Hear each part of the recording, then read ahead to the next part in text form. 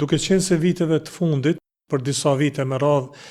bashkarisht kemi zhvillu edhe ne si institucione, po edhe si individ, si profesionist të fushës, por dhe me institucione tjera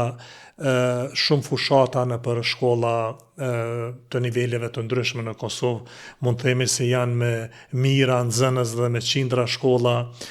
ku kemi zhvillu aktivitete të ndryshme për vetëdijsimin e nxënësve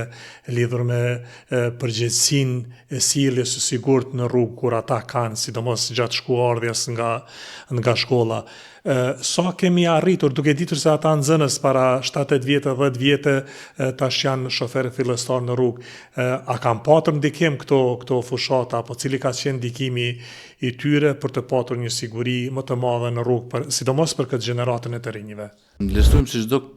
kontribut i secilit, do thotë sidomos në sensibilizimin e pjesëmarrësve, e këtë rast kur flasëm për moshë shumë të re, do thotë që shumica prej tyre nuk kanë as patent shofer, është një kontribues i madh, do thotë që ata të mësojnë për rregullat e trafikut, për shenjat edhe për të çuajmë lëvizjet të cilat janë të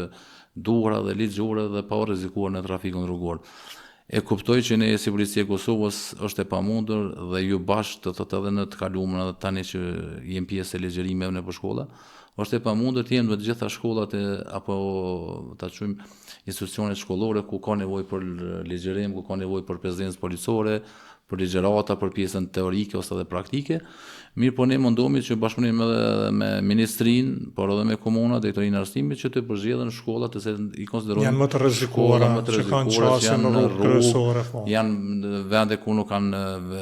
vetkalim për këmbësor, pjesën e trotuarit, pjesën e sigurisë rrugore, kështu me radhë. Dhe përmes do të thotë pjesës ligjërimit, pjesës praktike, shpërndarjes së materialeve sensibilizuese,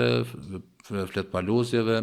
dhe materiale tjera të cilat do të thotë janë reflektuese në atë kuptimin që gjatë natës kanë disa materiale të cilat ata bën të dukshëm për pjesëmarrësit e trafikut rrugor.